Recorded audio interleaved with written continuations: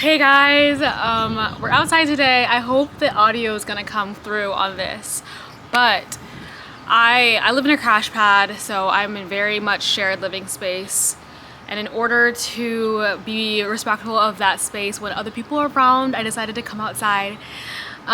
So let's see how this goes. Welcome to the next video. Let's get into it. Hey y'all, you're tuned into OKOB.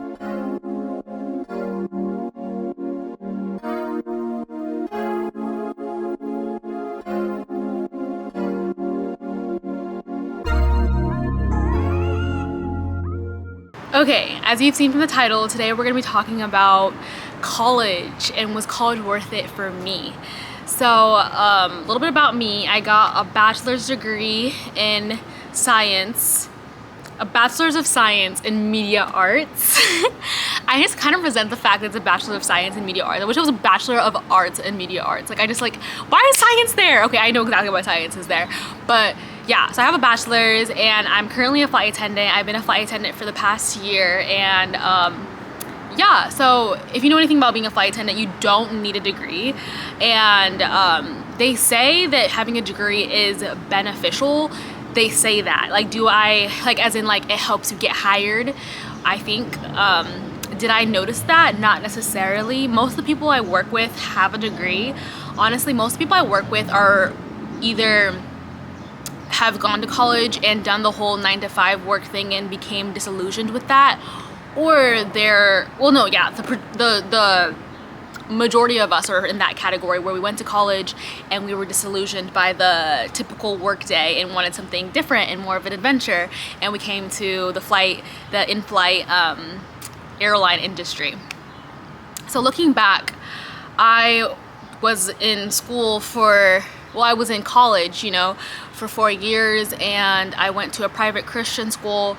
I paid quite a bit. Well, I didn't even pay, like, my parents paid quite a bit of money plus loans to go there. And like, looking back, like, was it worth it? That's the question I'm asking myself today.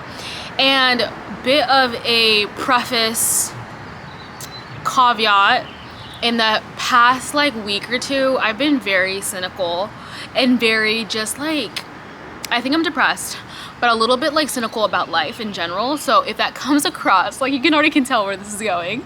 If it comes across in this video, that is where I'm at. Maybe I can make another video like this in a few months, a few weeks, a few days, and feel differently. But in this moment right now, this is how I feel about it. I'm gonna try to be kind of like, still objective about it, but at the end of the day, like, I'm gonna tell you how I feel. So mind you, back in 2018 when I graduated, I didn't even want to go to college necessarily. Like, I did in the sense that, like, it was the thing to do and it was exciting for the freedom and just the change of environment and just the hope of the future. But like, when I thought about school, like, school brought me a lot of stress and a lot of anxiety and a lot of just like negative emotions. And I was like, I don't even want to go to school, but I had to go to school because I lived in a Nigerian household, raised by amazing Nigerian parents, but that was the standard, that was the expectation. And with that, I applied to a bunch of different schools. I made a whole big deal about it. If you've known me for any amount of time, I'm extra. So like, I literally was extra when I was like looking for schools. I literally explored all my options and went to school visits and just took forever to make a decision. I finally landed on Corbin University in Salem, Oregon, and my decision was predominantly led by two factors: where I could run track and being different. Like, my older sister, I was the second amongst 5, and I wanted to do something different than what my sister had done. She had gone to a public state school, University of Washington, top school, and I didn't want to follow in her footsteps. I wanted to walk to the beat of my own drum. I wanted to run for a school. I was really, really into running, really into track, was a hurdler. So that's what led me to Corbin University. Plus, it was a faith-based school, which was very, very important to me and is still important to me. That's how I made my decision. So I committed to running and committed to attending Corbin University. Started in August of 2018. Yeah, the years flew by in a sense, but I think that breaking it down a bit was worth it. I'm gonna kind of see on what scale. So starting off with cost. So I have never been good with numbers. I've never been good with numbers and geography. That's the thing. Like, I'm not good with money, numbers. I couldn't be an accountant. I'm a flight attendant. Still don't know where places are. It's actually really bad. But all I have to say is, like, when it comes to thinking back on how much I spent on college, it's just now starting to hit me, because now I have a full-time job making money, and I realize just how much money was funneled into this education of mine. This education that I'm not currently, like, by the book using. Although, I will say, I'm gonna say this now in case I forget to say it, regardless of, like, the numbers of how much dollars were spent into my education and the memories and all of that, I think that college is always gonna be worth it in a sense, because you learn so much about yourself during those years, and you learn about interpersonal life skills. The only thing I can't say is, could these skills only have been learned in college? I don't know, because I think I've heard that before, and someone was like, nah, if you went into the workforce, you would have learned those same interpersonal skills and learned about yourself just the same. And if that's the case, then I'm like, that's the case. But hey, at the end of the day, I would never say those years were wasted, because I learned so much about myself. I learned so much about just how to relate to people and got closer to God. So that is hands down a positive, and that is undeniable and unwavering how I feel about that. So, okay, my college was, I remember vaguely, but somehow kind of sharply, that my dad would pay tuition for me 2 times a year, and I believe it was about $9,000 every year. Yeah, so I have in my notes that my parents spent $18,000 for my junior year. I had that in my notes. And then my senior year was $15,000, but that was because I lived in an apartment, so I wasn't paying for board. I wasn't paying for on-campus housing. So yeah, my memory serves me correctly. And I think I talked about this with my dad when I did a podcast episode about student debt. My dad would pay $9,000 per semester for my university, my private university. I'm laughing because that's like, I never really appreciated him for that. Like, I did. Like, I was like, thank you, Dad, you're the best, I love you so much. But in the moment, I didn't really fathom what $9,000 was. $18,000 actually, because that's $9,000 per semester. And there's 2 semesters. And on top of that, like, we took out loans, and I ended up graduating with $20,000 in loans. So that's about $5,000 per year that we couldn't pay, that I ended up using loans to cover it. And I talked to my parents mentioned recently about how, like, if they could do it over, they would have done it differently, and it made me go into an in-state, because I went to out-of-state school. I grew up and was a citizen, it's not a citizen, I was a resident of Washington State. Sorry, there's somebody staring at me from their window. Oh my gosh. Oh, this is so awkward. I grew up and was a resident of Washington State, but I went to school in Oregon State, which was a state over. And so I was paying out-of-state tuition, but since it was a private school, it was like their tuition was kind of like even if you were in-state or out-of-state, because it's a private school, so they don't really have a discount to those who were Oregon residents versus any other resident. It was kind of just like everything for everybody. And with the scholarships that I thought I was getting, and I say I thought it was because there was a bit of confusion, which I don't remember. This was so long ago. That's why I don't really remember everything. But I remember there was a bit of confusion that I didn't end up getting all the financial aid I thought I was gonna get. I actually lost scholarships because I was like, I had applied to scholarships saying that I was going to school in Washington, because I didn't know what school I was going to. I hadn't yet committed, and I had got these scholarships and I had to give them back because I'm like, I ended up going to school in Oregon. So that's just another thing. But I think for when it comes to how much my parents put in graduating with debt, it kind of makes me, if I could do it differently, I would have gone to an in-state school. I would have gone to University of Washington or Washington State University. There was 2 like major public schools. I got admitted into both those schools. But me, being the girl that I am, extra as frick, was like, no, I'm gonna go to out-of-state school and pave my own path and be an Oregonian, which imagine, it was actually pretty awesome and I'm grateful I got to do that. But was it worth the money and like graduating with debt? I would have to say no. I think if I could do it over again, I would have gone to an in-state school that also had my major, which was what we're gonna get into next. So education wise, I majored in media arts, and I did like when I said I decided what school I was going to based on running track and paving my own path, I was not considering the type of education I would get. Mind you, Corbin University is a great school. I recommend it for business majors, education majors, and ministry majors. But for me personally, in my experience, everything outside of those main majors, they don't really specialize in. And that's kind of normal. There's schools that all schools kind of specialize in like one or not one, but like a few majors, and then they have everything else, but it's not really they don't have as much development in that area. So I'm a media arts major. I was a media arts major, and Corbin University, I'm sorry to say, was not the school for that. I really could have gone to another school that had a more developed and just well-funded media arts program. So would I go to a different school based on the major? Yes. Would I have even gone to maybe a 2-year school, like just get my associate's degree at a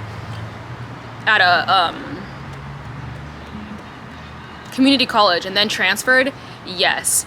At the time, I was not only extra AF, I was also very prideful, something I'm still working through, and I just didn't want to be going to a community college. I wanted to go to a major 4-year university. Like, that was what I wanted, and there's nothing wrong with that, I think, but I just think that at the expense of how much it costs and the education that I didn't necessarily even get, I would have benefited from taking a step back, maybe finding a really good art school that had what I needed, and then transferring to a 4-year school. Again, I will say everything happens for a reason. I learned so much in school and met so many cool people, but when it comes to the education, I think I would have done it differently. And for what I wanted to do, right? I wanted to, going out of high school, I wanted to be a radio host, like a radio broadcast host. And I'm pretty sure I don't need college for that. Like, I'm pretty sure I do not need college for that. And I don't know why. I mean, in the moment, I knew I didn't need college for it, but like, nobody tried to stop me. But even if they did, I don't know if I would have listened to them, because it was like this conflicting thing where like I was expected to go to college, but then I also didn't want to do anything. Like, if you're becoming a lawyer, a doctor, a scientist, a professor, orthodontist, like, there's certain degrees and career paths that you can't even play. You have to go to go to university. You have to get multiple levels of education. But I wanted to be a radio host, guys. Like, look at me. Like, I did not necessarily need to go to college, and I'm a flight attendant right now, you know. So I think when it comes to education wise, I could have gone a different path that would have saved me a lot of money. Praise God, I have paid off my student debt. So like I said, I graduated with $20,000 of student debt, but I paid it all off. I ended up moving home after I graduated college and living with my parents and working a job where I was allowed and I had the ability to put the like 99% of my paycheck into my student debt. So I was able to pay off my student debt. I graduated May of 2022 by December of 2023. So about a year and a half later, I paid off all my student debt. So praise Jesus, I don't have to take that into my future. I don't have to take that into my marriage one day. I'm cleared. But like, I could have avoided that debt completely by one, going to maybe an in-state school and maybe taking the untraditional route when it came to being a radio host, or, you know, now I'm doing like podcasting and YouTube. Like, I probably could have avoided that debt entirely, you know? So praise God that I paid it off, but like, I think if I could do it over, I probably would have did an alternative route. Okay, so that's education-wise. Would have gone to either no college at all or a different alternative route when it comes to that. Then let's get to memories. So friends, hey, I still talk to a small range of friends, and I'm in contact with a small range of friends out of college, and it's kind of, I guess you could say, sad, but not really.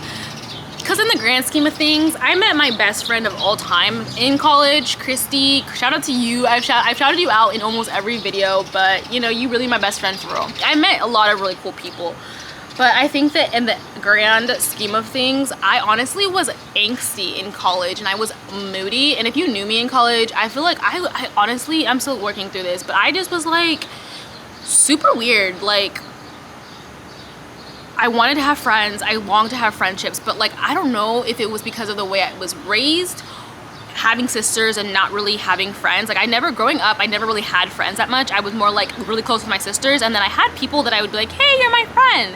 But like, we weren't like hanging out like that. It was like more like we're just friends for the sake of calling each other friends.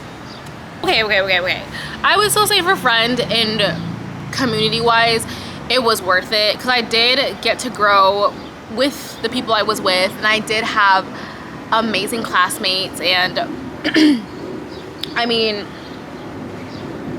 we're not gonna talk about roommate situations because it was my fault, guys. It was my fault, but I did not get along with my roommates, and I had not the best roommate situations, but that was mainly because I had issues. Like, I was just fighting problems that weren't there, and I'm gonna put it on myself because I don't want to act as if it wasn't me, even though, you know, it always takes two to tango, I'm gonna say. But like, I do think that I was predominantly the reason why I had issues, and that's in everything in life. I'm not even saying me as in to jog myself down. I think that in general, the individual who's having problems is probably the perpetrator of that problem in most cases, because like, we're choosing to find issues where they don't actually exist, and I'm notorious for that.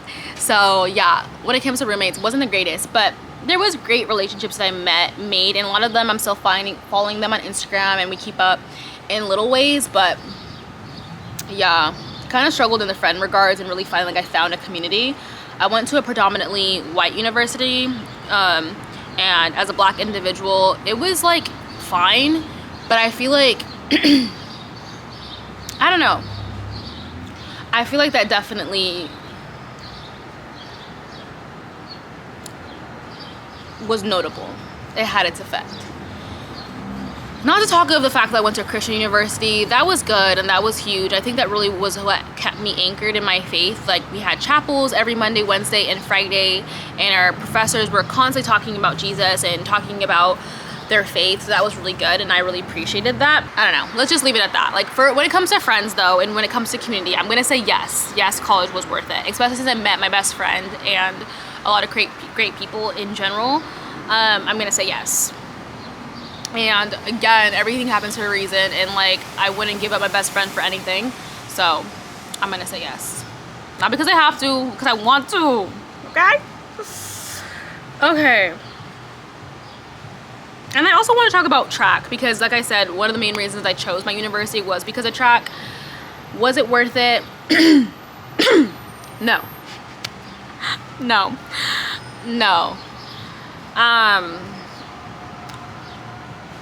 Let me just state the facts. My university didn't actually have a track when I was going there, and I didn't know that. Was that my fault? Maybe, but like, I feel like someone should have told me. I didn't know they didn't have a track before I committed. So I committed to this university that doesn't have a track because I want to be a track athlete.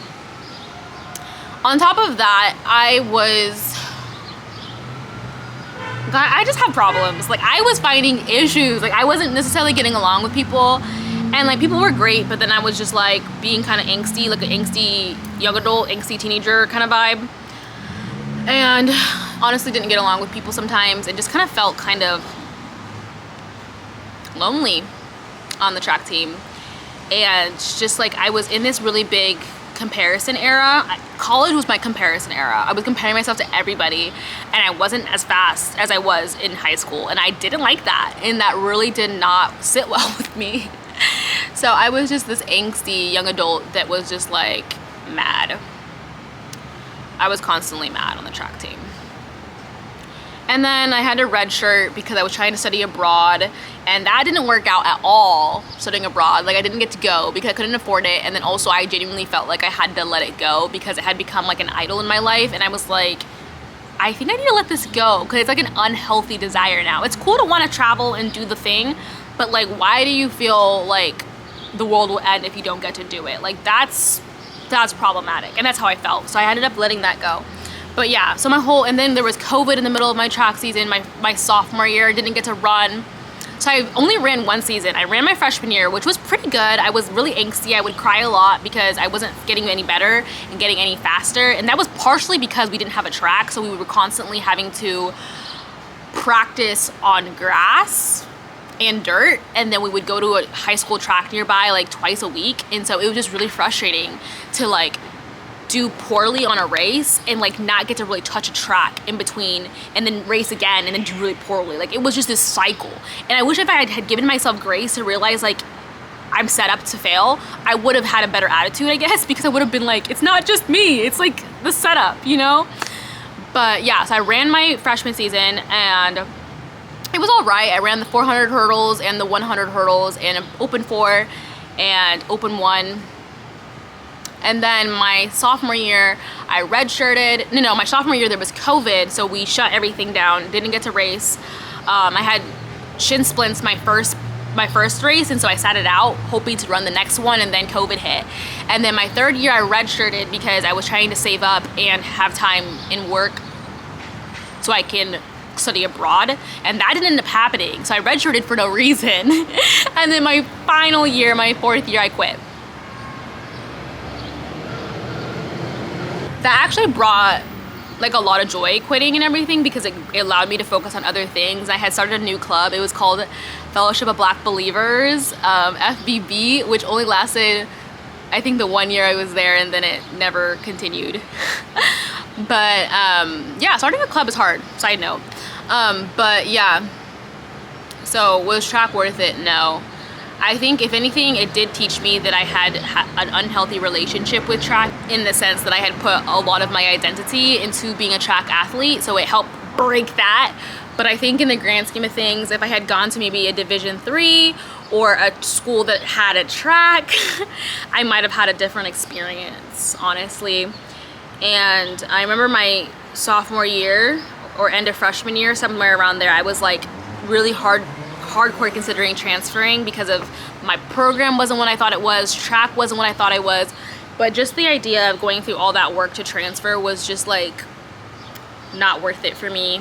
I kind of wish I did, but it was just like not worth it. I was like, and at the end of the day, like getting a degree and finishing what I started will be more worth it than if I was to transfer.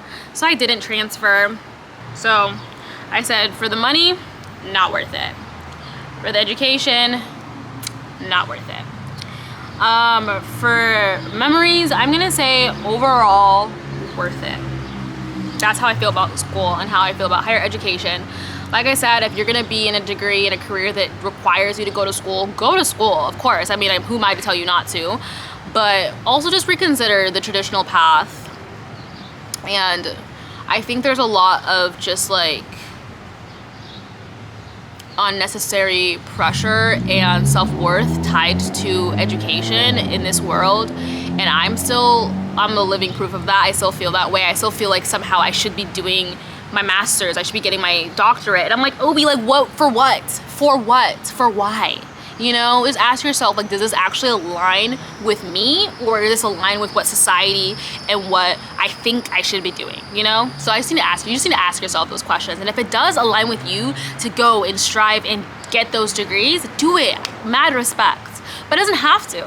And there's so much fulfillment and so much joy in not doing those things. And if you're doing those things just because you think you need to be doing those things, you need to rethink it. Because at the end of the day, when you achieve all that you set out to achieve, will you even be happy? Will you even be proud of yourself? Will you even be fulfilled? You need to ask yourself those questions, because, you know, life's too short. Money's too hard to come by to be just doing things for no really good reason. Yeah. I wanted to read my posts I made the day I graduated, or like right after I graduated, and just like reminisce on it for a second. By the way, this is my post on Instagram. I posted it on May 19th, 2022. I graduated May 7th, 2022. It's really neat how making a bunch of little and medium decisions amounted to this big accomplishment.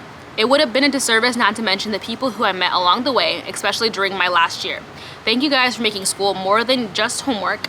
These last 4 years were taxing in many ways, but they were so worth it. Was it worth the financial debt? I think yes, but ask me again in 2027. I paid off my debt. The most valuable lesson I learned in college is that nothing is of value apart from God. Next steps for me is moving back home with my family and working at my high school for the summer, at least. Other than that, God only knows. I graduated with a Bachelor of Science degree in Media Arts. What does that mean for me? My goal is to work in radio and podcasting. Hashtag Corbin grad. Let's freaking go. Like, as maybe negative this has sounded, I think at the end of the day, it's just really what you make it. And as much as I have some regrets and I would have done things differently, I am where I am and who I am today because of the decisions I made to go to college and to do the thing. So I guess it's not all bad, right? Okay, thanks for watching, guys. I hope you enjoyed this video. Let me know if you have any more questions or comments, and in the comment section down below, let me know if there's anything else you want me to talk about, okay? Okay, bye.